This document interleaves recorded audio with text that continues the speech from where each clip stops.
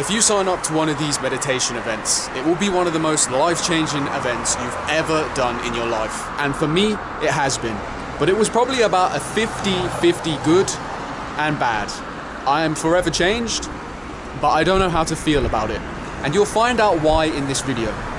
But be warned, Vipassana is not what everybody says it is. It's not for everybody. And if you are experiencing any difficulties up here or in life right now, where you think they're too difficult to handle, please do not sign up for one of these courses. It uncovers a lot of stuff that you may or may not be ready to deal with, as you'll find out in this video.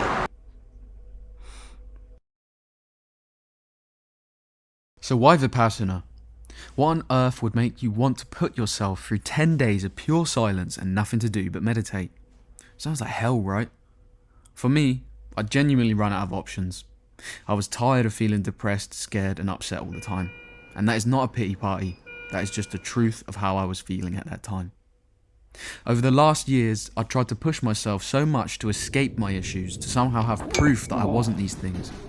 So I dived headfirst into the personal development be a man world. Reading books, working on business 12 hours a day, training for a 50-mile ultra marathon, forcing myself to get into the freezing cold, dip in the sea and work out topless, among other crazy things. These were all things that would make me feel temporarily okay, but it was like putting plasters on a cracked fish tank. Contrary to the popular hustle culture personal development be a man world, I still felt like such a fucking pussy. You just can't be a pussy. And it was eating me alive. I was running from myself, trying to escape my reality, and the only thing that made me feel whole was that 1 hour sit I'd do every day. Just finished my meditation and I did some journaling. I wrote, trying to feel different or searching for a feeling that is going to make you feel different is the complete opposite of what you should be doing. But thinking that it's the complete opposite is false itself. It means you are already what you want to be. There's no point searching.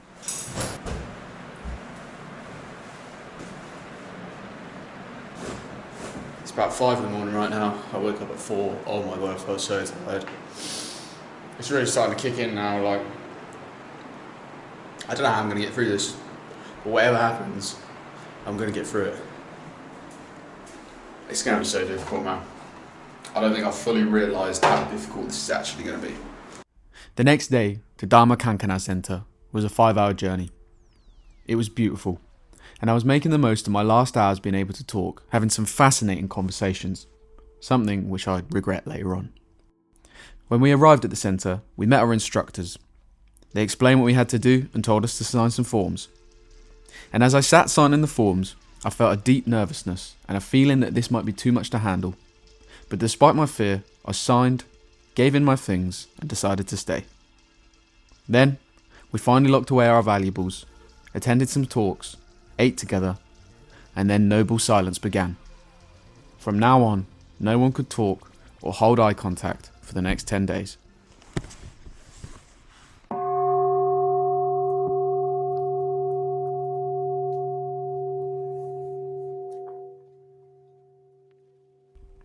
At 4 AM, the meditation bell rang to wake us up.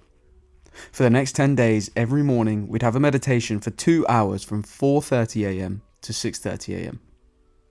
The focus for the next 1 to 3 days was to remain focused on the breath coming in and out of the tip of the nose. Just that for 10 hours per day. At first, it was hard to focus entirely on the breath and the breath alone. I would catch myself involved in thought every 15 minutes or so, then 10, then 5, then quicker and quicker and quicker, becoming more aware. By day 3, I became the observer.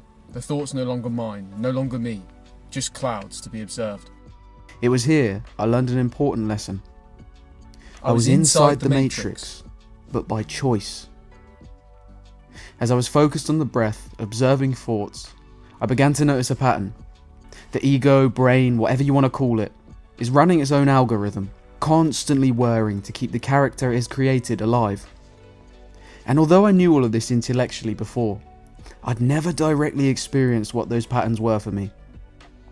Here they were, clear as day. It was here that I'd also learned that the story I told myself that I dislike being unhappy and hurting wasn't exactly true. Weird, huh? A weird small part of me liked the hurt, it liked the pain, the story that came with it. It was like the struggle almost had a bit of a sex appeal to it. Noticing all of this was just a pattern and was not me was a huge release for me. Feelings of bliss and peace I had never felt before washed over me. Colours were more vivid. Everything felt like it was connected. And nature was all of a sudden so beautiful and interesting.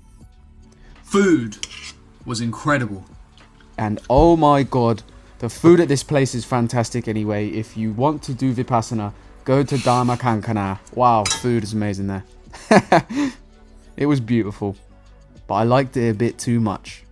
And darkness was around the corner, and I wasn't ready. By day 5, we had begun the Vipassana scanning technique. The idea of this was to scan each body part and to observe with no aversion or craving to the sensation. If it hurt, let it be. If it felt nice, don't get attached. Just be whatever you are right now. This was difficult at first, but with practice it became easier and easier, and the body eventually arrived at a state of free flow.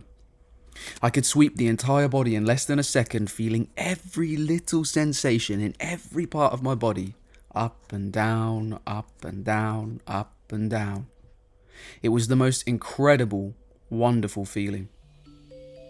Then, all of a sudden, everything was blown into a 360-degree space. My entire body had dissolved. My lower back pain had vanished. My sprained ankle no longer hurt from the pressure of sitting. I was everywhere, connected. No thing, no place, no location, no person, but pure experience. It was pure bliss. Then in crept the clinging. Suddenly, Frank Yang pops into my mind. If you don't let this go, you're going to be annihilated. Everything sucked in an instant. Fear began to dominate my mind. Where did I go? Did I die? I'm scared. I don't feel like I'm here. My pain is still gone. The bell rings. I go outside and I move my body. It feels new, like I haven't inhabited it before. There's no pain like before, and it feels weird. I don't like it, the child's voice shouts in my head. From here, every sit becomes fearful. I can remain equanimous in some, but I keep clinging, wanting it to end. Insects riddle my mind. I start to think of spiders devouring my body piece by piece. I think I'm going literally crazy. In between each sit, I'm scared to look at myself in the mirror in case I see a spider behind me ready to devour me, and it sounds so stupid right now, but it felt so real at the time. I feel as if I'm turning into a spider. Sensations of legs erupting from my arms and fangs from my mouth. Thoughts like daggers attacking me. Then, hell rears its ugly head. Everything I'm scared of, all at once, appears in my mind and reality. Huge spiders destroying the city, people screaming, running, lightning, fireworks, explosions, and the cries of what sound like seagulls from hell. Doomsday is upon me. I want it to stop! A voice shouts inside my head. My heart is hurting so much. It feels heavy. I'm gonna freak out. I remember to focus on my breath as the teacher said. My body calms. The thoughts are there, but I am the witness. They cannot hurt me. I have witnessed what is hell for me and remain calm. I open my eyes, look around the room, and realize how much suffering every single person goes through, and vow to change to be a better, kinder, more loving person when I return to the world. But I'm afraid of losing myself. Okay, so 2 months on, you're probably wondering, how do I feel? When I left, I had this weird sense that something was wrong, but also I felt very clean and clear. Like all my craving and aversion had gone, and I'd have these weird moments of just like total vivid colors. Like my vision had been upgraded from 1080p to 4K. Just my eyes, so many colors. I don't know how else to explain it. And it looked like, it felt like I was watching people on a TV screen, and I was watching characters in a story. And there were moments where I felt like I really didn't like this feeling, And then as it grew on me and I had it more and more times, I started feeling love and compassion for everybody in these moments, and realizing that everybody, even though they are characters in the story or they're playing characters, made up things, all of these things feel very real for everybody. And everybody plays these certain traumas and, you know, feelings out in their daily life, and it hurts them. And I felt such a huge amount of compassion for people in that moment, because I had an understanding of what was going on.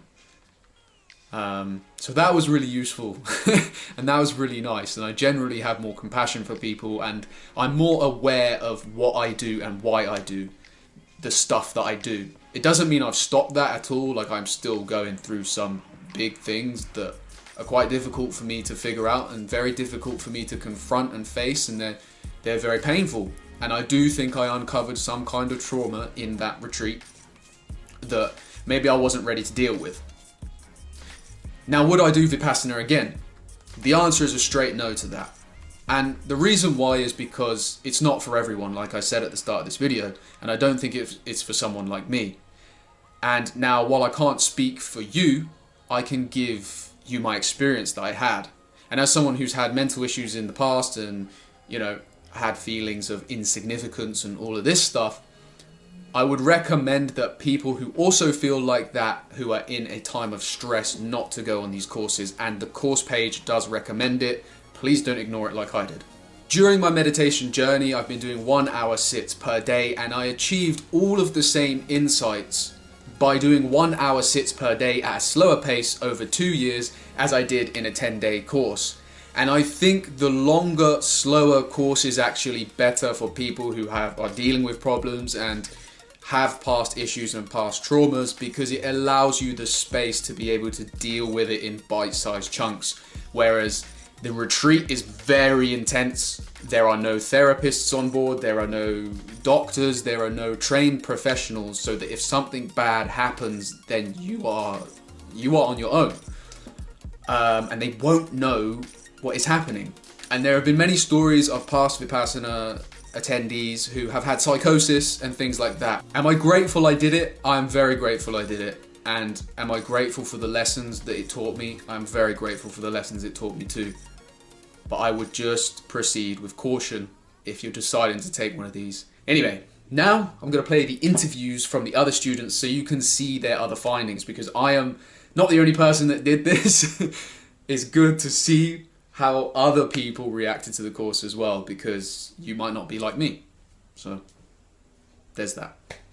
Alright, thanks for watching. I think the lesson learned was that I need to start again. Every time you get bored or like too tired, you need to start again, and then the results will come after you work hard. Run on mind, Ikram. Yes. That was good. Yeah, it was great experience. It was hard, but I think and I'm sure it will be so helpful for us. Yeah. Start again. Aniche. I got rid of my mental addictions. A lot. That's cool. Thanks. It's for tomorrow. Mental addictions of many kinds. To women, to weed, to alcohol. It was like rolling in my mind a lot of times and distracted me from doing real things. I'm not sure that it's clear purification, but in any case, it's times less pressure for me right now. I came here with some good impressions in my life. I lost peace somewhere along the way, and yeah, I feel that I started to get it back, and I got my answers to my questions, and yeah, I stepped on the path, and this is my second time, and this time I want to really to like seriously practice this stuff. I want to do a couple of more of these, and so for others someday. And yeah. So for me, like I never did any meditation of any kind in all my life. So this for me was like You look like a guy who meditates. You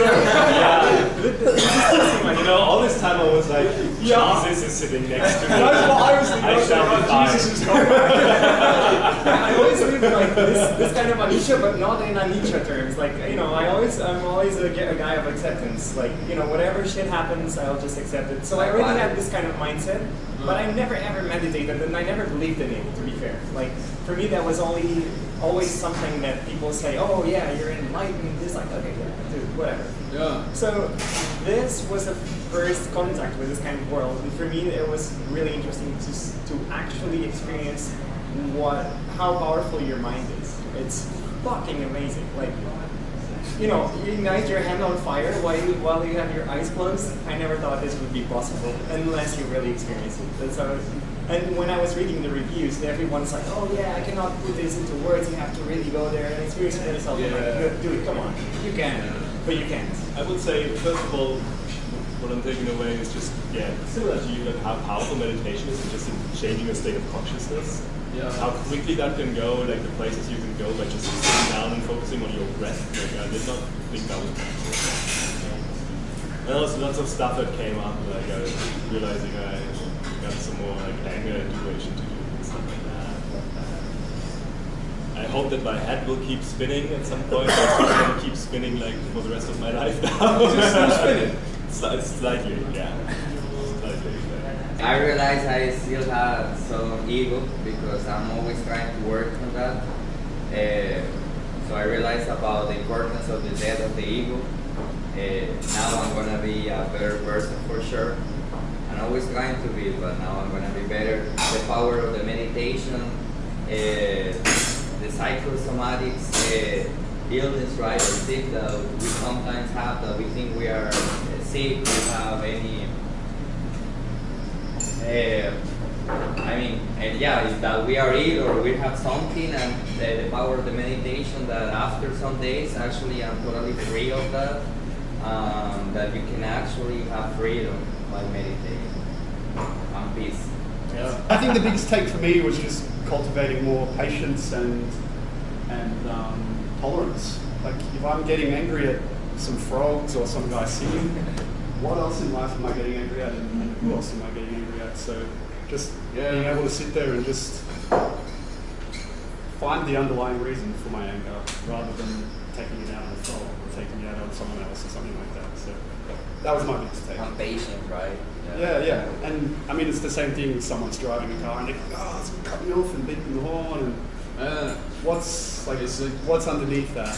Yeah. You let a frog ruin like your whole day. Like, when you think about it, it's that stupid.